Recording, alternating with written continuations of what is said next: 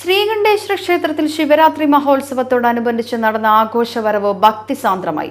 മൂന്നാം ദിവസത്തിലെ ആഘോഷങ്ങൾക്കൊപ്പം പൂജയ്ക്കും എഴുന്നള്ളിപ്പിനും ശേഷം ആനയൂട്ടും നടന്നു. ഉത്സവാഘോഷങ്ങൾക്ക് മാറ്റുകൂട്ടിയ ഭജനയിൽ ആയിരക്കണക്കിന് ഭക്തരാണ് പങ്കെടുത്തത്.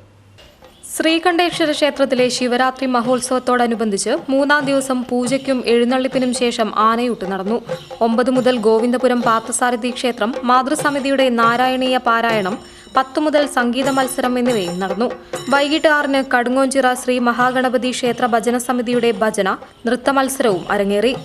കസബ പ്രാദേശിക കമ്മിറ്റിയുടെ ആഘോഷവരവ് വെങ്കളത്ത് സാവിത്രി രാഘവൻ എന്നിവരുടെ വസതിയിൽ നിന്ന് പുറപ്പെട്ട് പുതിയറ പാവമണി റോഡ് വഴി Rajaji road, Mavoor road junction, bank road, Mananchira road, Pavamani road, Sreekandeswara ക്ഷേത്രം റോഡ് വഴി ക്ഷേത്രത്തിൽ എത്തിച്ചേർന്നു.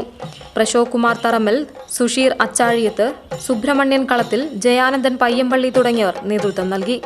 തിങ്കളാഴ്ച കോട്ടൂളി നെല്ലിക്കോട്ട് കമ്മിറ്റിയുടെ വിശേഷാൽ പൂജ, എഴുന്നള്ളിപ്പിന് ശേഷം ആനയൂട്ട്, വൈകുന്നേരം 6 മണിക്ക് സരസ്വതി ഭജന സംഘത്തിന്റെ ഭജന, കോട്ടൂളി നെല്ലിക്കോട്ട് പ്രാദേശിക കമ്മിറ്റിയുടെ ആഘോഷവരവ് തുടങ്ങിയവയും നടന്നു.